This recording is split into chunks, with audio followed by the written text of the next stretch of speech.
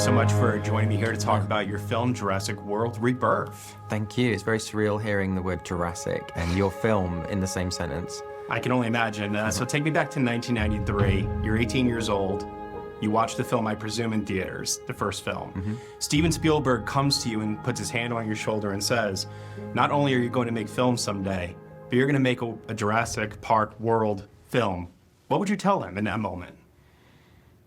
But I basically, it's a really weird thing in that it's this double-edged sword where as a kid, when you're young, you think you can do anything, right? You're kind of like immortal and you're gonna take on the world and so I think probably as a little kid, I would have gone, yeah, I know, right? And then as an adult, I was like, oh my God, like, it's not gonna happen, is it? Like, I'm deluded. Like, this is really hard. And so, yeah, you're kind of trapped because you don't want to give up until you kind of get that thing you dreamed of when you're young, but it also seems like an impossible task. And I thought I totally failed for the longest time. Jurassic Park knocked me on a different course. I went and saw it that summer. Yeah. That was the summer I went to film school. It opened my mind to computers, bought one, started learning how to do dinosaurs in my bedroom. And I thought, I know what I'll do. I'm gonna make a film or a short film or something with this computer graphics stuff. And then like, it doesn't matter if Hollywood calls or not, right? I just make my films. Right. And cut to about 15 years later, and I'm still figuring out how to do computer graphics. And sitting there going, I think I've screwed up. I think I went down the wrong path. This has not worked out. And so I ended up quitting my job and making a very low budget movie, which was essentially some strange like calling card for Jurassic in that it was a monster movie in Central America, giant fences and creatures and things. And I remember we were shooting one night with the actors and we were just waiting for something and they said, what would have to happen one day for this all to have been worth it? And I thought, oh, maybe if I got offered an episode of Doctor Who or something. I don't even not a Doctor Who fan, but I was like, some sort of sci-fi thing on TV, then that would be cool. Then it felt like, and then I would have made it. I was a director, you know, and that would be great. And I could like live with the fact as a kid that that's what I did. Yeah. And then if someone had gone, no, actually the next film, what you're gonna do next is Godzilla for Warner Brothers. Right. And you're like, what? And then it'd go like, and then after that, Star Wars. You'd be like, fuck off. like you're kidding, you know what I mean? Like, it's absurd. Yeah. And I feel that too. Like, there's no part of me that looks at that logo and I'm sat pitching this film to you that takes it for granted. I think something weird's going on, like I'm in the Matrix and I picked film director as my simulation or something. Like, it's just beyond a dream. It's too weird to actually process. It almost feels like top of the mountain, you know, the biggest franchises that Hollywood has ever produced, and where does one go from here? But you still maintain your curiosity. I remember when we spoke with you for The Creator, you were pushing boundaries of production and how to shoot that particular film. Was there anything that in the process of making Creator that you like brought into then when you went into production on Jurassic World? I'm curious. Yeah, I had an early chat really early on with Tim Spencer, who was the producer on Monsters and on The Creator, which is probably my most guerrilla-y things I've done. He was a producer, an executive producer on this movie, and kind of my friend throughout. And I ended up saying to him, like, we had an early chat going, I don't think we can reinvent the wheel on this one. Like, we had a year and a quarter, and if we fight the machine, it's gonna roll over me, you know what I mean, and destroy me. And so, like, I think we've just got to embrace it and just win a few battles that we can, which for me were things like, okay, the number one, let's shoot in real locations. Yeah. So let's go to the jungles of Thailand and have jungles be jungles, you know what I mean? And even the nighttime shoot, John Matheson was our DOP, and he was like, I think he's a genius. And he goes, we had this big nighttime sequence in the film around a campfire and then something else that happens afterwards. Yeah. And there was this debate like, well, we should just shoot that in the studio, right? Well, let's build a forest. And they do the maths on building a jungle in a studio, and it's like $1 million, right? Yeah. And you start going, but we're in Thailand. Like, should we just shoot in a real jungle? Yeah, but where there's really, really cool trees and jungle is national parks. And us traipsing in there as a crew with big lights, you can't do it. You can't put those lights up. It's not good for the park, right?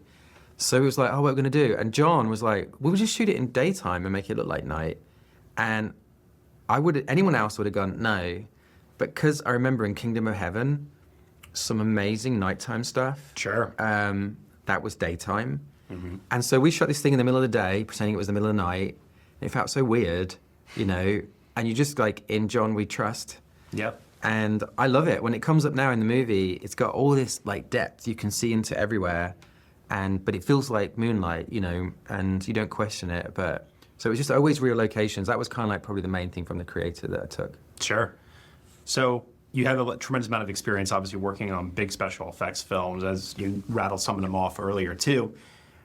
I imagine that prepares you very well for going into production on something such as this. But it sounds to me like you still have some jitters and some nerves, obviously, on taking on a property this huge.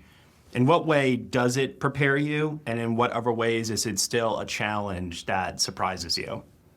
I remember one of the early meetings, probably the first ever meeting on the film. We went to Universal Studios. Steven Spielberg was there. The head of the studio, Donna Langley, and Peter Kramer. All these big wigs in this room. And everyone's just talking about, and I think I was like, first question, yeah, Gareth at the back. It was like, yeah, can we push the release date? And they were like, no, next question. and so it was like, we got the year and a quarter. And I remember the head of visual effects at Universal started talking about the schedule and how crazy it was and how we're going to have to turn over shots way earlier than normal and how much we'd have to get through so quickly. And it was the first, and it didn't bother me. I was like, I really didn't lose a second's sleep about the visual effects. I just felt like they're gonna do this, you know what I mean? It's gonna be fine. And like, because I know that world, I just don't worry about it whatsoever. It's the fun part. Right. Like, that's the bit I really enjoy. Like, what I was nervous about was Jurassic Park's a masterpiece. And we're kind of playing in that sandbox. And I've got to direct something that's like in the shadow of that thing. And like, that kept me up at night all the time. Right. Like visual effects was like, it's gonna be fine. We'll just work late, you know, we'll get there. And so really it was just following the footsteps of Spielberg, who's like, I mean, choose your analogy, but if it's music, he's like Mozart or Paul McCartney. Yeah.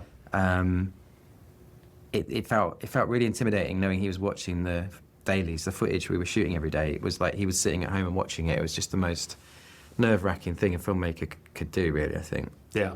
I was talking to another filmmaker recently who told me that it's not so much that you want to have Easter eggs or homages that directly remind people of the previous films that came before, but you want to capture the same feelings that you felt when you watched those films and translate that over to an audience. So for you, was there ever a day on set or a sequence where you felt that same rush, that same feeling that the original gave you?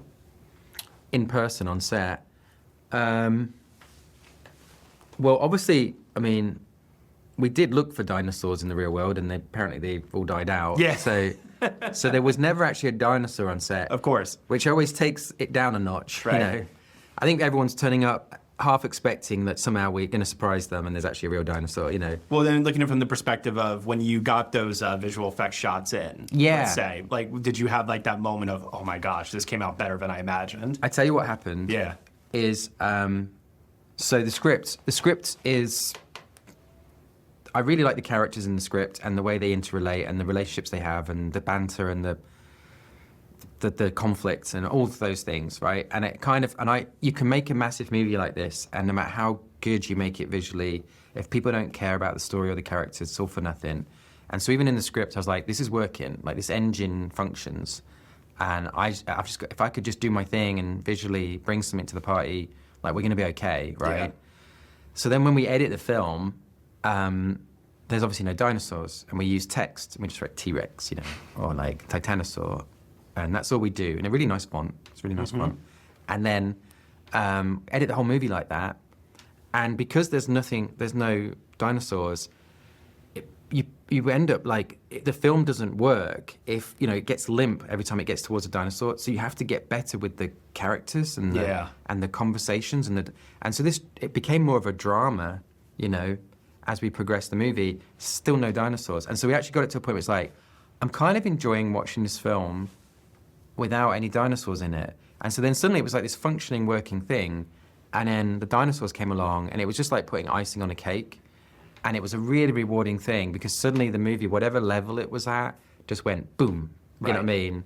And because deep down, like, this is why everyone's coming to the cinema, right? And it was that missing piece. And so it was like, honestly, it was like Christmas or your birthday every day.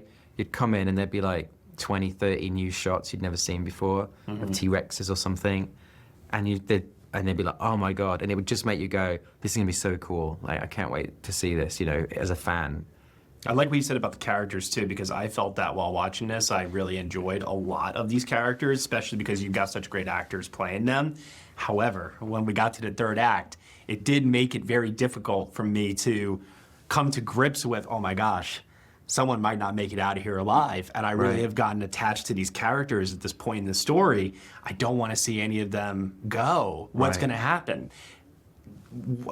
Talk me through just like the meetings and the creative decisions on who makes it, who doesn't. Feel free to divulge in spoilers for this part if you want to as well, because I can't imagine how many conversations must have been had regarding body count and things like that. Yeah. So the deaths happened in the script roughly where they'd happen, in a rough, like, and David Koepp's a director himself. Yeah. So he's very much like, I'll write something, but you go do your thing with it. Like, this is just suggestive, and he said, if you just literally did what I write, I would be really disappointed. You know what I mean? So like, just go make your little sequence, but these are the ideas, right? And these are the story beats that we're hitting character-wise, and so. And so it became a competition of like, you wanted every death to be super cool. Yep. And you feel bad for the actor. Like, you go, you're gone now from the movie. Yeah, I make it to page 20. Yeah. And so you want them to have a moment that they're proud of, you know what I mean? Like, where they'll go, I remember your death. Yeah. That was cool. Yeah. And so we're trying to make each one as good as possible. And there's one where I had this idea of how, this is spoilers, it's okay? Yeah, that's okay. So basically, I was trying to figure out the set piece where you've got the Quetzalcoatlus and they're abseiling, right?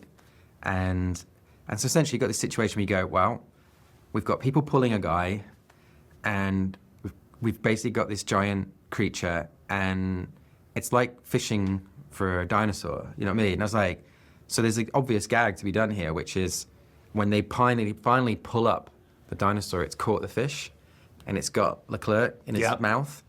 And so I just I was like, that'll be a cool moment. So I remember mentioning that to David. David put it in the script. And then what happens when Stephen reads a script, he screen grabs, I'm not really sure how he does it, maybe on his phone, but he basically screen grabs bits he likes or wants to comment on and writes something. And when it came to that description of that death, David sent me it. It was Stephen had written, I think something like wow or amazing with loads of exclamation marks, and I was like, I felt like that was like the high benchmark of making this film is when Stephen, you managed to make him go, yes, dude, that's great. I can't imagine a better compliment than that. As we wrap up here, I know you said that you previously want to get back to some smaller scale films. Is that where we're heading next, do you think, or are you staying in the big budget world? I think smaller scale as in having it small enough to have creative control, and then, but to the audience, I hope it feels as big as anything else. Sure. Character, story. Yeah. Like I feel like cinema should be quite epic, and so I'm always like pushing for it to be a story that can achieve that. But definitely, I'm excited. without getting sidetracked into a conversation about certain future technology. Sure. It looks super interesting. Like, it's scary and exciting all at the same time, and so it feels like I just want to figure that all out, and it might mean that you get to do a film that's crazy ambitious, have creative control, and really just go for your life. And I think it might bring a load of films out in the cinema that like a whole new era of like auteur-driven genre, like ambitious filmmaking. So we'll see. Well, whatever the direction is, I appreciate your commitment to big theatrical entertainment, and thank you so much for your time here. I really appreciate it, man. Thank you. Truly. Thanks. Cheers. Thanks for that. Absolutely.